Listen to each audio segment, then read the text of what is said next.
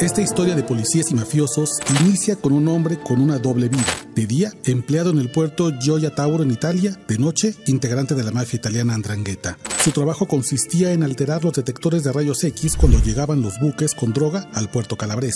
Lo hizo por 6 meses, hasta que en 2021 fue descubierto por manipular torpemente un arcodetector que alertaría sobre un contenedor con 300 kilos de cocaína. A ese empleado le prometieron cobrar el 3% del valor callejero de la droga, una millonada que cambiaría su vida y que nunca le pagaron. Nación Criminal, con Óscar Valderas. Elementos de la Guardia Financiera de Italia lo detuvieron infraganti y se desató una investigación para descubrir a qué grupo criminal pertenecía aquel hombre. Era claro que no actuaba solo. La Agencia de la Unión Europea para la Cooperación Judicial y Penal y la Interpol saltaron al reto de desmantelar esa red criminal en las costas del norte italiano. Esa investigación duró cerca de un año, aunque su fecha exacta de inicio no se conoce. Solo que en octubre de 2022, el gobierno italiano presumió los resultados de aquel operativo. Más de 300 policías arrestaron a 31 narcotraficantes de primer nivel, quienes manejaban una compleja empresa criminal valuada en 800 millones de euros. Y México estaba involucrado. La red empezaba con miembros de la mafia italiana 'Ndrangheta en México y Sudamérica que enviaban contenedores con cocaína hacia Europa. Luego, con coordinadores en campo que reclutaban oficiales en el puerto de Gioia Tauro, ofreciéndoles comisiones por cada embarcación con droga que dejaran pasar. Y finalmente, si aquello no funcionaba, había operadores portuarios corruptos que metían contenedores con droga al país europeo por canales no oficiales. Una fuente cercana a la operación y perteneciente a una firma internacional de evaluación de riesgos reveló a MBS Noticias que entre los contenedores decomisados en aquel operativo encontraron paquetes con un extraño sello en tinta negra, la silueta de un gallo. Cuando los asesores de seguridad privada buscaron el significado del otro lado del Océano Atlántico, hallaron la respuesta en archivos militares en México. El gallo aludía al señor de los gallos, es decir, un alias de Nemesio Oseguera Cervantes. Estaban frente a envíos del cártel Jalisco Nueva Generación. La información sorprendió, pero no del todo. Desde hace 2 años, la Dirección de Investigación Antimafia en Italia había corroborado que el cártel Jalisco desplazó al cártel de Sinaloa, los Zetas y cártel del Golfo como los socios preferidos de los mafiosos italianos.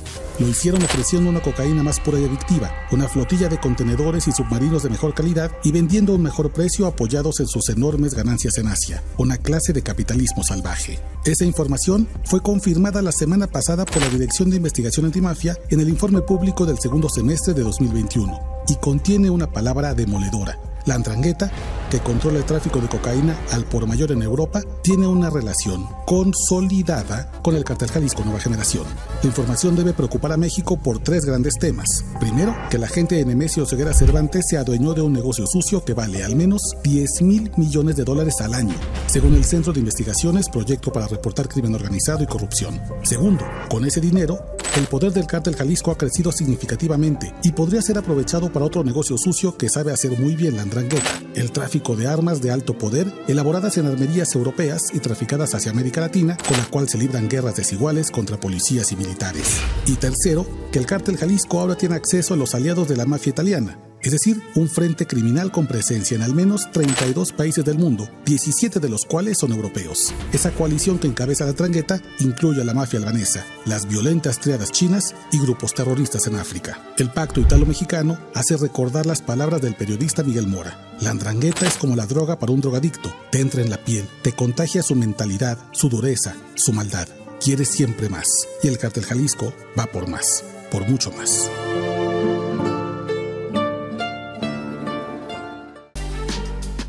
Nación Criminal con Óscar Valderas. Querido amigo, hermano, qué gusto verte. ¿Cómo estás, Óscar? Bienvenido. Qué gusto verte, querido Luis. Todo bien, muchas gracias. Cuéntanos más de esta Nación Criminal. Pues mira, Luis, yo creo que lo interesante de esta Nación Criminal es cómo el cártel Jalisco ha comenzado a desplazar desde hace 3 o 4 años a grupos históricos como el cártel de Sinaloa.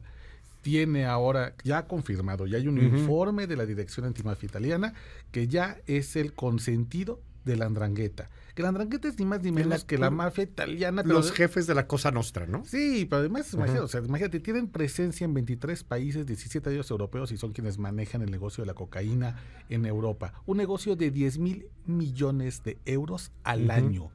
Y la gente podría decir, bueno, ¿y eso en qué me preocupa? ¿Y eso con qué se come? ¿O cuál es la relevancia de saber que ya están en Italia? Bueno, que cuando uno se apodera de un negocio de ese tamaño, las ganancias digamos que se reinvierten, por llamarle de algún modo, en términos de empresas criminales, en el país de origen, donde está la sede, digamos, de la empresa, que es México. Y déjame ponerte un ejemplo. Hace 3 días hubo un enfrentamiento brutal en Teocaltiche, Jalisco.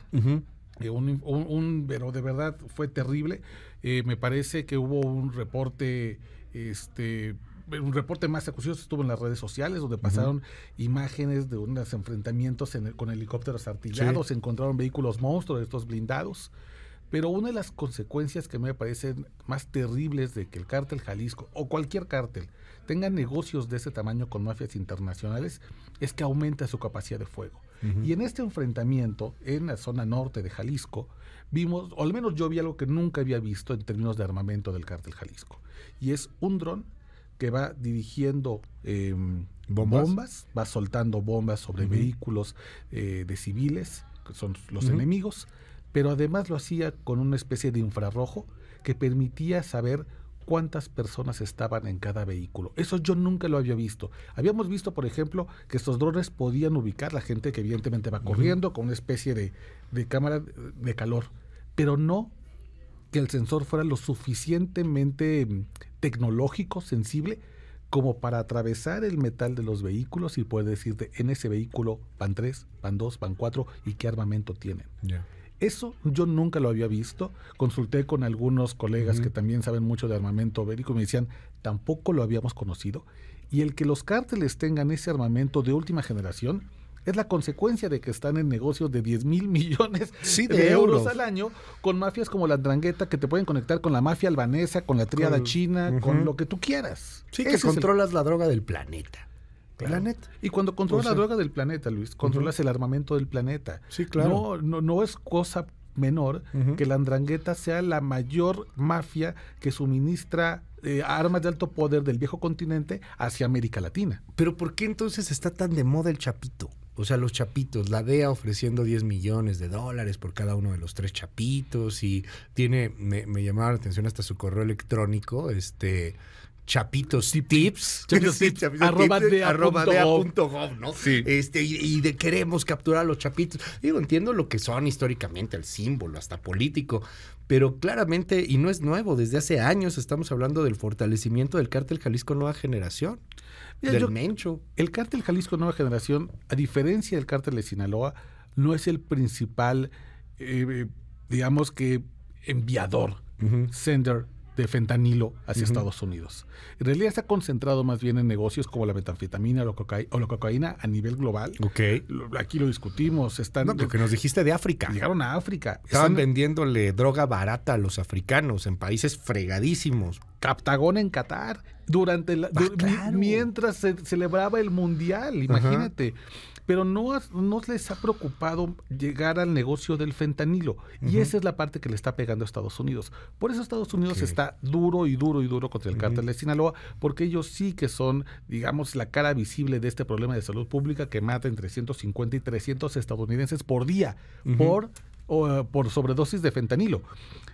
El cártel Jalisco Nueva Generación ha fijado una prioridad no solamente en Estados Unidos y el fentanilo, sino que ha ido diversificando sus negocios ilegales. Y eso de algún modo lo ha permitido que haya podido crecer al amparo de la mirada de otros organismos internacionales. Es súper interesante ver cómo ha entendido el cártel Jalisco Nueva Generación, que llevando sus negocios sucios a Europa, a África, a Asia, y no necesariamente concentrándose en Estados Unidos, es como pueden tener bajo el radar. Exactamente. Y el cártel de Sinaloa no le queda de otra. Ya perdió, por ejemplo, la alianza con la Ndrangheta. Ya perdió los mercados que alguna vez tuvo en Capo Verde o en algunas de estas naciones africanas.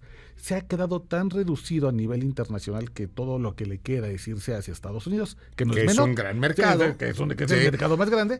Pero por eso es que en ese momento surgen como la prioridad de la DEA. Pero la prioridad a nivel de global, digamos, Interpol, estos grandes, en realidad ahí está.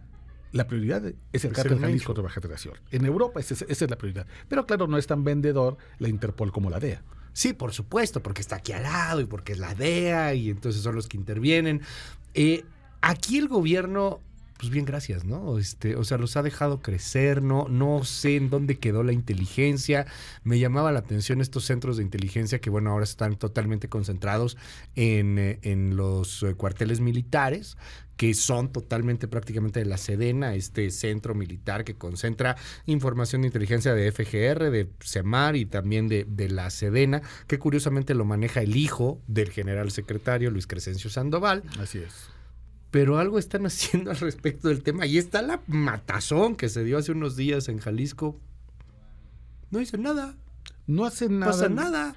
Porque para hacer algo se necesita, y esto lo hemos insistido. Eso sí, la Guardia Nacional atacó unos chavos que al parecer eran talamontes, así los hayan sido, ¿no? Pero que hagan esos ataques parece que no es algo justo. En fin, perdón. Ese es el problema, Luis, porque estamos pensando que la única forma de combatir estos grupos es a ras de tierra, ¿no? Yéndonos al monte con las armas cargadas en la espalda, tratando de ver quién se mueve y a quién le disparamos y después investigamos, como pasó con estos talamontes.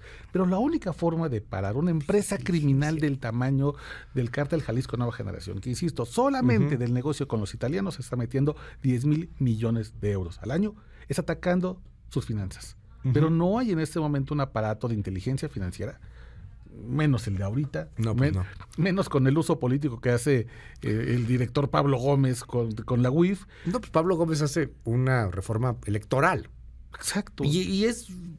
También es un operador político. Es un operador político, está chido. Digo, yo no estoy muy de acuerdo en algunas ideas que hizo, lo platicábamos con él incluso, pero no tiene nada que ver con la UIF. Claro. O sea... Yo leí hace poco una entrevista que le hacen a Marcelo Ebrard, y no es por echarle porras a Marcelo Ebrard, pero es la primera vez que escucho a un candidato la idea de crear, así como hay una Guardia Nacional, una Guardia Financiera. Y me parece una idea interesante que podremos comenzar a discutir. Veremos hacia dónde lleva y si eso es posible hacer en México.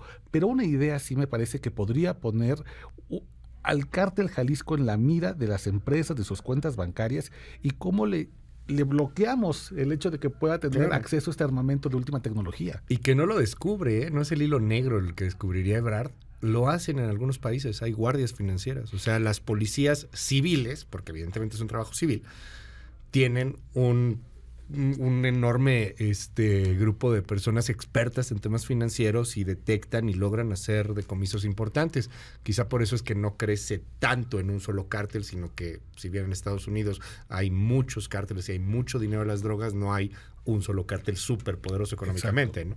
Y además, Luis, hay experiencias internacionales de las cuales ya podemos empezar a aprender. Italia justamente crea su guardia financiera a partir de una estrategia antimafia, y se hacen investigaciones de verdad enormes, como la que llevó a descubrir o a corroborar que el Cártel Jalisco tenía infiltrado el puerto Yoyo en Italia. Lo hacen a partir de una investigación que no les tiene que tomar 4 años, 5 años, les tomó 1 año poder investigar esta red criminal de 31 personas y corroborar que entre los envíos a este puerto calabrés estaba el Cártel Jalisco Nueva Generación.